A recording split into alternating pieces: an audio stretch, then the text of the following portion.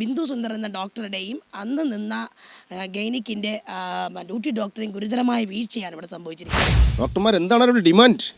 അവരുടെ സഹപ്രവർത്തകരുടെ കയ്യിൽ നിന്ന് പറ്റിയ കൈപ്പിഴവാണ് എന്ന് അവർക്ക് തന്നെ അറിയാം. അപ്പോൾ തന്നെ നമുക്കിപ്പോൾ മനസ്സിലാവുന്നുണ്ട്, 3 അംഗ സമിതി, മെഡിക്കൽ കോളേജിൽ നിന്നുള്ള 3 അംഗ സമിതി ഇവിടെ പറയുന്നുണ്ട് ഇത് ഗുരുതരമായ ഡോക്ടറുടെ വീഴ്ച തന്നെയാണെന്ന്. കാരണം ഒരു കുഞ്ഞ് മരിച്ചതിൻ്റെ വേദന എന്തുകൊണ്ട് ഇവർക്ക് മനസ്സിലാകുന്നില്ല? അതിന് ഈ മെഡിക്കൽ എത്തിക്സും ഒക്കെ പറഞ്ഞ് അതിനെ ലഘൂകരിക്കാതെ ആ കുഞ്ഞു മരിച്ചതിൻ്റെ വേദന ഉൾക്കൊള്ളാൻ ഓരോ ഡോക്ടർമാരും തയ്യാറാവും. ഇവർ നല്ല രീതിയിലാണ് കാശ് വാങ്ങുന്നത്. കാശ് കൊടുത്തില്ലെങ്കിൽ ഇവിടെ അവർ ഓപ്പറേഷൻ ചെയ്യത്തില്ല. നവജാത ശിശുവിൻ്റെ മരണവുമായി ബന്ധപ്പെട്ട് ആരോപണ വിധേയമായ നെടുമങ്ങാട് ജില്ലാ ആശുപത്രിയിലാണ് ന്യൂസ് ടുഡേ കേരളം നിൽക്കുന്നത്. അതിൻ്റെ നിജസ്ഥിതി നമ്മളോട് സംസാരിക്കുന്നതിന് വേണ്ടിയിട്ട് നെടുമങ്ങാട് നഗരസഭയുടെ കൗൺസിലർ ഫാത്തിമ മാഡം നമ്മളോടൊപ്പമുണ്ട്. കഴിഞ്ഞ 17-ാം തീയതി വൈകുന്നേരം ഒരു 4 മണിയോടുകൂടിയാണ് എനിക്ക് ഇവിടെ നിന്നൊരു ഫോൺ വരുന്നത്. ഇവിടെ ഇങ്ങനെ ഒരു നവജാത ശിശു മരിച്ചിട്ടുണ്ടോ എന്നും ബിന്ദു സുന്ദർ എന്ന ഡോക്ടറുടെ കയ്യബദ്ധമാണെന്ന് പറഞ്ഞുകൊണ്ടാണ് എനിക്ക് ഫോൺ വരുന്നത്. ഞാൻ എത്രയും പെട്ടെന്ന് തന്നെ ഞാനിവിടെ വരികയും അപ്പോൾ ഞാൻ കണ്ടത് കുട്ടിയുടെ പിതാവ് പോലീസ് സ്റ്റേഷനിൽ പരാതി നൽകി ഇവിടെ പോലീസ് എൻക്വയറി ആ സമയത്ത് നടത്തിക്കൊണ്ടിരിക്കുകയാണ്. ഞാനാണ് ആദ്യം ഇവിടെ എത്തുന്നത്. അതനുസരിച്ച് എൻ്റെ പാർട്ടി പ്രവർത്തകരുടെ അടുത്ത് പറയുകയും എല്ലാം ചെയ്യുകയും ഞാൻ അവരുടെ ആ കുട്ടിയുടെ മരിച്ച കുട്ടിയുടെ മാതാവിൻ്റെ ബന്ധുക്കളുമായിട്ട് അമ്മയായിട്ട് സംസാരിച്ചപ്പോൾ അവർ പറഞ്ഞത് കഴിഞ്ഞ 14-ാം തീയതി മരണം നടന്ന 17-ാം തീയതി 14-ാം തീയതി ഞങ്ങളിവിടെ വന്നു, സ്കാൻ ചെയ്തു. ഡോക്ടർ പറഞ്ഞു സ്കാൻ ചെയ്യാൻ പറഞ്ഞു. സ്കാൻ ചെയ്യാൻ പറഞ്ഞപ്പോൾ അതിനകത്ത് ഞാൻ അപ്പോൾ സ്കാനിങ് റിപ്പോർട്ട് എടുത്ത് കാണിക്കാൻ പറഞ്ഞു. സ്കാനിങ് റിപ്പോർട്ടിനകത്ത് എനിക്ക് അറിയാൻ കഴിഞ്ഞത് ഒന്നെന്ന് പറയുന്നത് പൊക്കിൾ കൂടി ചുറ്റിയിട്ടുണ്ട്, കുട്ടിക്ക് ശകലം വളർച്ചക്കുറവ് പറയുന്നുണ്ട്, പിന്നെ ഒരു ഡോപ്ലർ സ്കാൻ എടുക്കണമെന്ന് പറഞ്ഞിട്ടുണ്ട്. ഇതൊന്നും ഡോക്ടർ ആ പ്രസവിച്ച കുട്ടിയുടെ അടുത്തോ കുട്ടിയുടെ മാതാവിൻ്റെ അടുത്തോ പറഞ്ഞിട്ടില്ല. ഇങ്ങനെ ഈ സ്കാൻ എടുക്കണമെന്നോ ഇങ്ങനെ ഒരു സംഭവങ്ങളുണ്ടെന്നോ അങ്ങനെ കുട്ടിക്ക് ഇങ്ങനെ വിഷയങ്ങളുണ്ടെന്നോ ഉള്ളതൊന്നും അവർ പറയാതെ അവർ പിന്നെയും 16-ാം തീയതി വന്ന് അഡ്മിറ്റ് ആവാനാണ് പറഞ്ഞത്. 14-ാം തീയതി ഇങ്ങനെ ഒരു സംഭവം ഉണ്ടെങ്കിൽ സ്വാഭാവികമായി 15-ാം തീയതി അടിയന്തരമായി സിസേറിയൻ ചെയ്യേണ്ട ഒരു വ്യക്തിക്ക്, ഒരു പേഷ്യൻറ്റിന് അവർ 16-ാം തീയതി വന്ന് അഡ്മിറ്റ് ആവാനാണ് പറഞ്ഞത്. അപ്പോൾ അതനുസരിച്ച് അവർ 16-ാം തീയതി ഇവിടെ വരികയും 16-ാം തീയതി വരും. 17-ാം തീയതി രാവിലെ അവർ മരുന്ന് ഇവിടുത്തെ ഡ്യൂട്ടി ഡോക്ടർ, എനിക്കറിയാൻ കഴിഞ്ഞത് ഡ്യൂട്ടി ഡോക്ടറാണ്, ഗൈനക്കോളജിയിലെ ഡ്യൂട്ടി ഡോക്ടറാണ് മരുന്ന് വയ്ക്കുകയും 16-ാം തീയതി അവർ മരുന്ന് വയ്ക്കാതെയും സിസേറിയൻ ചെയ്യാത്തതിൻ്റെയും കാരണം 16-ാം തീയതി അവർക്ക് മറ്റേ സിസേറിയൻ ഒരുപാടുള്ളത് കൊണ്ട് ഇവർ ഈ കുട്ടിയെ പരിശോധിച്ചിട്ടില്ല. ഇവർ 17-ാം തീയതി രാവിലെയാണ് മരുന്ന് വയ്ക്കുകയും ഈ വിഷയങ്ങളെല്ലാം ഈ പറഞ്ഞ ആസ്പദമായുമെല്ലാം രാവിലെ മരുന്ന് വെച്ചു. അത് കഴിഞ്ഞതിന് ശേഷം ഒരു 12:30 മണിയായിട്ടും പ്രസവവേദനയോ അധികമൊന്നും വന്നിട്ടില്ല. നമുക്കറിയാം അതിന് അത്രമാത്രം ഓരോ വളർച്ച ഉണ്ടാവണം. അതൊന്നും വരാതെ ഇവർ നേരെ തന്നെ ഈ കുട്ടി ഇതിലെ നടന്നാണ്, എനിക്കറിയാൻ കഴിഞ്ഞത് ഈ കുട്ടി ഇതിലെ നടന്നാണ് ഈ പേഷ്യൻ്റ്, ഈ അമ്മ, പ്രസവിക്കുന്ന അമ്മ ഇതിലെ നടന്നാണ് നമുക്ക് അവിടം വരെ ചെന്ന് തിയേറ്ററിൽ പോയത്. തിയേറ്ററിൽ പോയപ്പോഴും അപ്പോഴും അവർ പറഞ്ഞത് സുഖപ്രസവമാണെന്നാണ് പറഞ്ഞത്. പക്ഷേ അത് കഴിഞ്ഞ് സുഖപ്രസവമാണെന്ന് പറഞ്ഞിട്ട് കുറച്ച് കഴിഞ്ഞിട്ട് ഒരു 10-15 മിനിറ്റ് തന്നെ അവർ പറയുന്നുണ്ടായിരുന്നു ഞങ്ങളിപ്പോൾ തന്നെ പെട്ടെന്ന് സിസേറിയൻ ചെയ്തു, കുട്ടി നഷ്ടപ്പെട്ടു പോയെന്ന്. ബിന്ദു സുന്ദർ എന്ന ഡോക്ടറുടെയും അന്ന് നിന്ന ഗൈനിക്കിൻ്റെ ഡ്യൂട്ടി ഡോക്ടറെയും ഗുരുതരമായ വീഴ്ചയാണ് ഇവിടെ സംഭവിച്ചിരിക്കുന്നത്. കാരണം നമുക്ക് ഈ കുട്ടിയെ, ഈ മാതാവിനെ മെഡിക്കൽ കോളേജിലോട്ട് 14-ാം തീയതി ഈ സ്കാനിങ് റിപ്പോർട്ട് കണ്ട ഡോക്ടർ 14-ാം തീയതി തന്നെ മെഡിക്കൽ കോളേജിലോട്ട് റെഫർ ചെയ്തിരുന്നെങ്കിൽ ഈ കുട്ടിയുടെ ജീവൻ നമുക്ക് രക്ഷിക്കാമായിരുന്നു. അന്നത്തെ സംഭവത്തോട് സൂപ്രണ്ടിനെ തല്ലി എന്ന് പറഞ്ഞിട്ട് അപ്പോൾ ഡോക്ടർമാർ മൂന്ന് ദിവസമായിട്ട്, ഇപ്പോൾ നാളെയും കൂടെ ആകുമ്പോൾ 4-ാമത്തെ ദിവസം OP ബഹിഷ്കരിച്ചുകൊണ്ടുള്ള സമര പരിപാടികൾ നടത്തുന്നുണ്ടല്ലോ, അതിനെക്കുറിച്ച് എന്താണ് പറയാനുള്ളത്? ഈ ഗുരുതരമായ വീഴ്ച നടത്തിയ ഡോക്ടറെ എതിരെ നടപടിയെടുക്കണമെന്ന് ആവശ്യപ്പെട്ടുകൊണ്ട് ഞങ്ങൾ ഇന്ത്യൻ നാഷണൽ കോൺഗ്രസ് ഇവിടെ പരിപാടി നടത്തുകയും അതനുസരിച്ച് ഇവിടെ ആദ്യം അവർ ചെയ്തതെന്ന് വെച്ച് കഴിഞ്ഞാൽ ഡോക്ടറെ ഇവിടെ നിന്ന് ഒരു മാസത്തെ കാലാവധിക്ക് ഡോക്ടറെ ഇവിടെ നിന്ന് അവധിയെടുത്ത് പോകാനാണ് നിർദ്ദേശിച്ചത്. അതിലൊന്നും ഞങ്ങൾ വഴങ്ങിയില്ല. കാരണം ഇതിന് മുന്നേ പല കാരണങ്ങൾ ഇവിടെ സംഭവിച്ചിട്ടുണ്ട്. കഴിഞ്ഞ ജൂൺ 17-ാം തീയതി ഇവിടെ ഫാത്തിമ എന്ന് പറഞ്ഞ വിദഗ്ധ സ്വദേശിയായ കുട്ടിക്ക് വന്ന ഇതുപോലെ പ്രസവത്തിൽ വന്ന ശസ്ത്രക്രിയാ പിഴവ്, അത് നിങ്ങൾക്ക് തന്നെ അറിയാം. ഇപ്പോൾ അത് രണ്ടും, ഇപ്പം മൂത്രം ഒഴിക്കുന്നതായിരുന്നാലും കക്കൂസി പോകുന്നതായിരുന്നാലും എല്ലാം ഒരേ രീതിയിലാണ്, ഒറ്റ കണ്ടീഷനിൽ കൂടെയാണ് അത് പൊയ്ക്കൊണ്ടിരിക്കുന്നത്. ഇതെല്ലാം നമുക്കറിയാം. ആ ഗുരുതരമായ വീഴ്ച അവർ തന്നെ പറയുന്നുണ്ട്, ഞങ്ങളന്ന് സംരക്ഷിക്കാൻ ഇതുപോലെ ആരും ഉണ്ടായില്ല. പക്ഷേ അന്ന് ആ ഗുരുതരമായ വീഴ്ച അവരന്ന് ഇതുപോലെ പുറത്ത് പറഞ്ഞിരുന്നെങ്കിൽ ഇന്ന് പറയുന്നത് ഇതുപോലെ വേറൊരാൾക്ക് സംഭവിക്കരുത്. ഇതിന് മുന്നേ പലർക്കും ഇത് സംഭവിച്ചു. പലർക്കും ഇത് സംഭവിച്ചപ്പോഴും അവർക്കെതിരെ നടപടി എടുക്കാനോ ഒന്നിനും ആരും പോയില്ല, പ്രതികരിക്കാനും പോയില്ല. പക്ഷേ ഇത് ഒരുപാടായി, ഞങ്ങൾക്ക് സഹിക്കുന്നതിനും പരമാവധിയുണ്ട്. അങ്ങനെയാണ് ഞങ്ങളിവിടെ ഈ പ്രശ്നങ്ങളെല്ലാം ഉണ്ടായത്. സൂപ്രണ്ടിനെ ഞങ്ങൾ ഉപരോധിച്ചിട്ടില്ല. സൂപ്രണ്ടിൻ്റെ അടുത്ത് മാന്യമായ രീതിയിൽ പെരുമാറി. ഇപ്പോൾ പറയുന്നുണ്ട് സൂപ്രണ്ടിനെ ഉപരോധിച്ച് സൂപ്രണ്ടിൻ്റെ മേൽ കൈവച്ചു. സൂപ്രണ്ടിൻ്റെ മേൽ ഇന്ത്യൻ നാഷണൽ കോൺഗ്രസിൻ്റെ ആരും കൈവച്ചിട്ടില്ല. ഞങ്ങൾ സൂപ്രണ്ടിനെ വിളിച്ചു വരുത്തുകയും സൂപ്രണ്ടിൻ്റെ അടുത്ത് മാന്യമായി ഇതിനൊരു സൊല്യൂഷൻ നമുക്ക് ഉണ്ടാക്കി തരണമെന്ന് ഞങ്ങൾ സൂപ്രണ്ടിനോട് ആവശ്യപ്പെട്ടുള്ളൂ. അതുപോലെ തന്നെയാണ് RDO അടുത്തായിരുന്നാലും DHS ഇരുന്നായിരുന്നാലും നമുക്കിതിന് ഒരു പരിഹാരം ഉണ്ടാക്കണം. RDO നേതൃത്വത്തിൽ ഇൻക്വസ്റ്റ് തയ്യാറാക്കി പോസ്റ്റ്മോർട്ടത്തിനയക്കാം എന്നുള്ള ഇത് മാത്രമേ ഞങ്ങളിവിടെ ഇത് പറഞ്ഞിട്ടുള്ളൂ. പിന്നെ ഇത്രയും ഗുരുതര ആരോപണമുള്ള വിധേയായ ഇത്രയും നരഹത്യ ചെയ്ത ആ ഡോക്ടറെ സസ്പെൻഷൻ ചെയ്യണമെന്ന് ആവശ്യപ്പെട്ടുകൊണ്ട് പിന്നെയും ഞങ്ങൾ സമര പരിപാടികളുമായി മുന്നോട്ട് പോയി. അതുപോലെ തന്നെ സംഭവിച്ചു. വൈകുന്നേരം 3:30-4 മണിയോടുകൂടി സസ്പെൻഷൻ ഓർഡർ 5 മണിയോടുകൂടി 4 മണിയോടുകൂടി സസ്പെൻഷൻ ഓർഡർ വന്നു. അതനുസരിച്ചാണ് ഇപ്പോൾ തന്നെ നമുക്കിപ്പോൾ മനസ്സിലാവുന്നുണ്ട്. 3 അംഗ സമിതി, മെഡിക്കൽ കോളേജിൽ നിന്നുള്ള 3 അംഗ സമിതി ഇവിടെ പറയുന്നുണ്ട് ഇത് ഡോക്ടറുടെ വീഴ്ച തന്നെയാണെന്നാണ്. ഇവിടെ സ്ഥിരമായിട്ട് തന്നെ ഇവിടെ പല കാര്യങ്ങളും, ഒന്ന് ഫാത്തിമ, ഞാൻ നേരത്തെ പറഞ്ഞ ഫാത്തിമ, അതിന് മുന്നേ നമ്മുടെ ഈ സർനഗർ വാർഡിൽ താമസിക്കുന്ന ഒരു പ്രസവവുമായിട്ട് ബന്ധപ്പെട്ട് അവരുടെ ഭാര്യയ്ക്ക് സംഭവിച്ച കാര്യം അവർ കൃത്യമായിട്ട് കഴിഞ്ഞ ന്യൂസിന് അവർ പറഞ്ഞിട്ടുണ്ടായിരുന്നു. അത് മാത്രമല്ല പല കാര്യങ്ങൾ ഇവരെ പറ്റി നിങ്ങൾ വിജിലൻസ് എൻക്വയറി ഇവരെ പറ്റി തിരക്കണം. കാരണം ഇവർ നല്ല രീതിയിലാണ് കാശ് വാങ്ങുന്നത്. കാശ് കൊടുത്തില്ലെങ്കിൽ ഇവിടെ അവർ ഓപ്പറേഷൻ ചെയ്യത്തില്ല.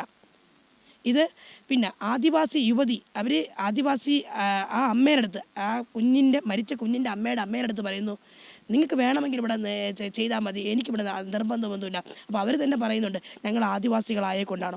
എന്നോടൊപ്പം എനിക്ക് തോന്നുന്നു ആ ഊരിലെ ഒരുപാട് പേര് വന്ന് എന്നോടൊപ്പം വരുന്ന സമരം വരുന്നു. അവർ പറയുന്നുണ്ട് കഴിഞ്ഞ ഒരു 6 മാസങ്ങൾക്ക് മുന്നേ അവിടെ ഒരു അമ്മയും കുഞ്ഞും മരിച്ചു. അത് ചോദിക്കാൻ പോലും ഈ ഹോസ്പിറ്റലിൽ നിന്നാണ് സംഭവിച്ചിരിക്കുന്നത്.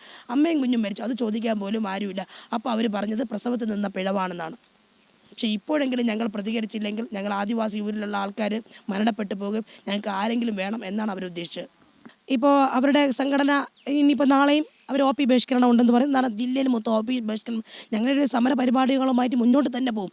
ഞങ്ങളിതിവിടെ നിർത്തുന്നില്ല. പക്ഷെ അവർ മനസ്സിലാക്കേണ്ടത് ഒന്നേ ഉള്ളൂ. ഒന്നെന്ന് പറയണത് ഇവിടെ ഞങ്ങൾ മറ്റുള്ള ഡോക്ടേഴ്സിനോ മറ്റുള്ള ഉദ്യോഗസ്ഥർക്കെതിരോ ഞങ്ങൾ നിൽക്കുന്നില്ല. ഞങ്ങൾ ആകെ നിന്നത് നരഹത്യ ചെയ്ത ബിന്ദു സുന്ദറിന് മാത്രമെതിരാണ്. അത് ഇപ്പോൾ അന്വേഷണ റിപ്പോർട്ടിൽ തന്നെ പുറത്ത് വന്നിട്ടുണ്ട്. പക്ഷെ നിയമം അവരുടെ കയ്യിലുള്ള കൊണ്ട് നിയമം അവർക്ക് അനുകൂലമായത് കൊണ്ടാണ് KGOM പോലുള്ള സംഘടനകൾ അവർക്കൊപ്പം നിൽക്കുന്നത്. അവർ മനസ്സിലാക്കേണ്ടത് ഒന്നേ ഉള്ളൂ, സ്വന്തം വീട്ടിൽ അവരുടെ വീട്ടിലാണ് സംഭവിച്ചെങ്കിൽ അവരിങ്ങനെ നിൽക്കുമോ? ഞങ്ങൾ സമര പരിപാടികളുമായി മുന്നോട്ട് തന്നെയാണ്.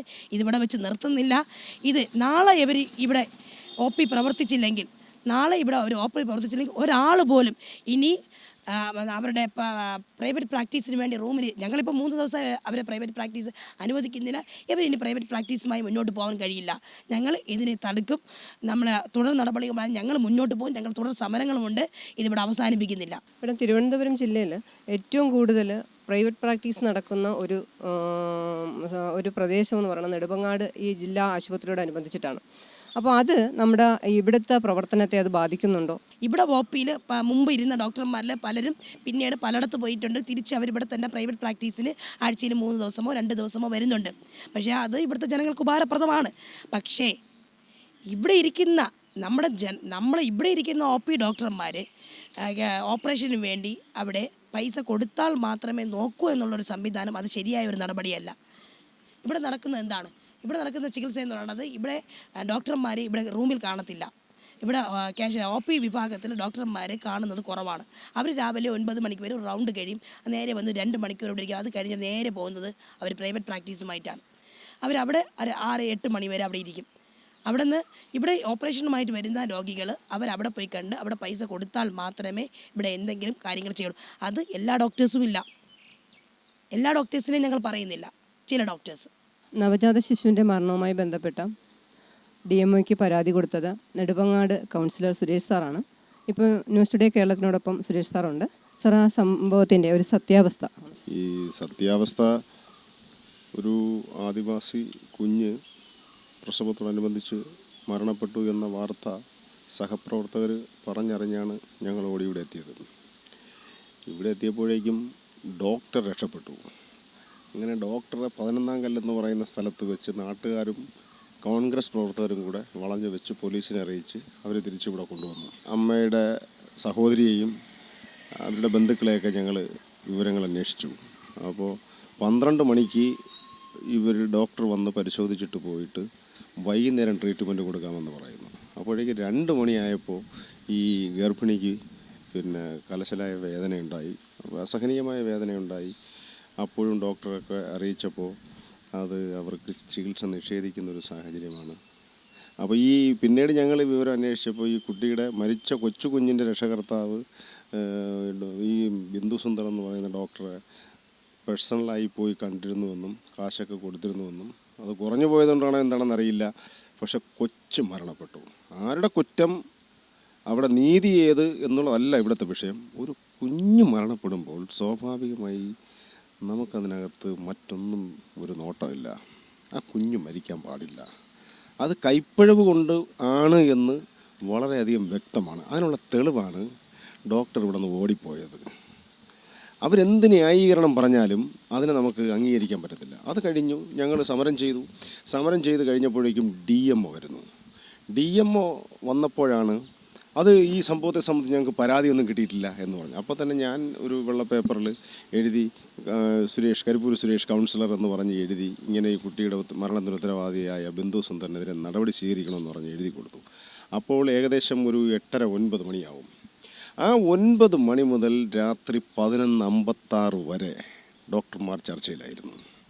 ആ ചർച്ച ചെയ്തു. അപ്പോൾ കുറച്ച് കഴിഞ്ഞപ്പം RDO വന്നു. RDO പറഞ്ഞ് 1/2 മണിക്കൂറിനകത്ത് മന്ത്രിയുടെ ഓഫീസിൽ നിന്ന് ഓർഡർ ഇറങ്ങും.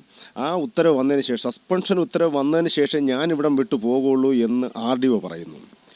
ആ RDO പറഞ്ഞതുപോലും DMOയ്ക്ക് അത് സ്വീകാര്യമായില്ല. അദ്ദേഹത്തിൻ്റെ ഇവിടുത്തെ സൂപ്രണ്ടിൻ്റെ ചേംബറിൽ വന്നിരുന്നു. ഡോക്ടർമാരെയും പഴയ സൂപ്രണ്ടുമാരെയൊക്കെ കൂടെ വിളിച്ചു വരുത്തി 11:56 വരെ ചർച്ച ചെയ്തിട്ട് അവരൊരു നരേഷൻ കൊടുത്താണ് ഞങ്ങളെ വേദനിപ്പിച്ചത്. ഈ ഡോക്ടർ യാതൊരു വിധമായ കുറ്റവും ചെയ്തിട്ടില്ല, യഥാവിധി ചികിത്സ ചെയ്തു എന്ന് പറഞ്ഞ് അവരൊരു നരേഷൻ കൊടുത്തു. അത് പത്രങ്ങളിലൊന്നും വന്നില്ല എന്നാണ് എൻ്റെ വിശ്വാസം. കാരണം അവിടെ കൂടിയുന്നവർ തന്നെ അപ്പോൾ പറഞ്ഞു ഇത് കളവാണ് DMO പറയുന്നത് എന്ന് പറഞ്ഞ് അതിനെ ന്യായീകരിക്കാൻ ശ്രമിച്ച, അതായത് കുറ്റം ചെയ്ത ആളിനെ, ആ കുട്ടി മരിച്ചതിനെ ന്യായീകരിക്കാൻ ശ്രമിച്ച ഒരു DMOയാണ്. ആ മുഖമാണ് നമുക്ക് കാണാൻ കഴിഞ്ഞത്. അതിനുശേഷം ആ ഡോക്ടർമാർ ഇപ്പോഴെന്തിന് സമരം ചെയ്യുന്നു എന്നുള്ളത് നമുക്ക് മനസ്സിലാകുന്നില്ല. കാരണം ഒരു കുഞ്ഞ് മരിച്ചതിൻ്റെ വേദന എന്തുകൊണ്ട് ഇവർക്ക് മനസ്സിലാകുന്നില്ല. അതിന് മെഡിക്കൽ എത്തിക്സും ഒക്കെ പറഞ്ഞ് അതിനെ ലഘൂകരിക്കാതെ ആ കുഞ്ഞ് മരിച്ചതിൻ്റെ വേദന ഉൾക്കൊള്ളാൻ ഓരോ ഡോക്ടർമാരും തയ്യാറാവണം. ഓരോ ഡോക്ടർമാരെയും വ്യക്തിപരമായി അധിക്ഷേപിക്കണമെന്നോ അവരുടെ പ്രൊഫഷനുമായി ബന്ധപ്പെട്ട ആരെങ്കിലും വേദനിപ്പിക്കണമെന്നോ ഉപദ്രവിക്കണമെന്നോ കോൺഗ്രസ് പാർട്ടിക്കില്ല. ഇത് ഏറ്റെടുത്തത് കോൺഗ്രസ് പാർട്ടിയാണ്. ആ ഒരു സമരം കോൺഗ്രസ് പാർട്ടി ഏറ്റെടുത്താൽ അത് എങ്ങനെ എവിടെ കൊണ്ടെത്തിക്കണമെന്ന് ഞങ്ങൾക്കറിയാം. അത് ഒരു പച്ചയായ രാഷ്ട്രീയമല്ല ഇതിനകത്ത് പറയുന്നത്. പക്ഷേ മെഡിക്കൽ ഡിപ്പാർട്ട്മെൻറ്റിൻ്റെ നിരുത്തരവാദിത്വപരമായ പെരുമാറ്റം ഞങ്ങൾക്ക് വളരെയധികം വേദനയുണ്ടായി. അത് ഇനി ഈ സമരം ചെയ്യേണ്ടി വന്നാൽ ഞങ്ങൾ ഇനിയും സമരം ചെയ്യും ഈ ഡോക്ടർക്കെതിരെ നടപടിയെടുക്കാൻ. അതിനുശേഷം ഡോക്ടർമാർ കൂടി അവർ സമരം ചെയ്യുന്നതായിട്ട് അറിയാൻ കഴിഞ്ഞു. OP ഒക്കെ നിഷേധിക്കുന്നതായിട്ട് അറിയാൻ കഴിഞ്ഞു. അതൊന്നും ഞങ്ങൾ മുഖവിലേക്ക് എടുക്കുന്നില്ല. അത് നാട്ടുകാരോടൊപ്പം ഞങ്ങൾ നിൽക്കും. ബന്ധുക്കളോടൊപ്പം ഈ മരണപ്പെട്ട കുഞ്ഞിൻ്റെ അമ്മയുടെയും അച്ഛൻ്റെയും ബന്ധുക്കളുടെയും വേദനയിൽ ഞങ്ങളുടെ മകളെപ്പോലെ ആ കുഞ്ഞിൻ്റെ വേർപാടിൽ അവരോടൊപ്പം നിന്ന് വേദന പങ്കിടുകയാണ്. ഡോക്ടർമാർ OP ബഹിഷ്കരിച്ച് 3 ദിവസം കഴിഞ്ഞു. ഇനിയിപ്പോൾ നാളെ ആകുമ്പോൾ 4ാമത്തെ ദിവസമാണ്. ഒരുപാട് മലയോര പ്രദേശമാണിത്. മലയോര പ്രദേശത്ത് ഒത്തിരി രോഗികൾ വന്നിട്ട് തിരിച്ചു പോകുന്നൊരവസ്ഥയാണ്. അതിന് എന്താണ് ചെയ്യാൻ ഉദ്ദേശിക്കുന്നത്? ഈ ഡോക്ടർമാർ സമരം ചെയ്യാനുണ്ടായ സാഹചര്യം ഇവിടുത്തെ ഗവൺമെൻറ്റിൻ്റെ പിടിപ്പുകേടാണ്. ഇവിടെ ഒരു മന്ത്രിയുള്ള നിയോജകമണ്ഡലമാണ്. ഇതൊക്കെ മന്ത്രിയൊക്കെ വിചാരിച്ചാൽ നിസ്സാരമായി. ഇന്ന് ഇവിടെ മുഖ്യമന്ത്രി വരുന്നൊരു പരിപാടി നടക്കുന്നുണ്ട്. ഇവിടെ ഒരു സമരം നടക്കുന്നു എന്നുള്ളത് മുഖ്യമന്ത്രിക്ക് അറിയില്ലേ? അല്ലെങ്കിൽ ഇവിടുത്തെ മന്ത്രിക്ക് അറിയില്ലേ? ഈ ഡോക്ടർമാരുടെ ഒരു സമരം തീർക്കേണ്ടത് ആരുടെ ആവശ്യമാണ്? ഡോക്ടർമാർ എന്താണ് അവരുടെ ഡിമാൻഡ്? അവരുടെ സഹപ്രവർത്തകരുടെ കയ്യിൽ നിന്ന് പറ്റിയ കൈപ്പിഴവാണ് എന്ന് അവർക്ക് തന്നെ അറിയാം. എന്നിട്ട് അതിനെ ന്യായീകരിക്കുന്ന തരത്തിലല്ലേ ഇവർ സമരം ചെയ്യുന്നത്? ഞങ്ങൾ ഡോക്ടർമാരെല്ലാവരും അടച്ചാക്ഷേപിക്കുന്നില്ല. നല്ലവരാണ് കൂടുതൽ വരും. ഒരു കയ്യബദ്ധം പറ്റിയതാണെങ്കിൽ ആ കയ്യബദ്ധം പറ്റിപ്പോയി എന്ന് പറഞ്ഞാൽ തീരുന്ന വിഷയമല്ലേ ഇവിടെ ഉള്ളൂ. അതിനവർ തയ്യാറാവണം.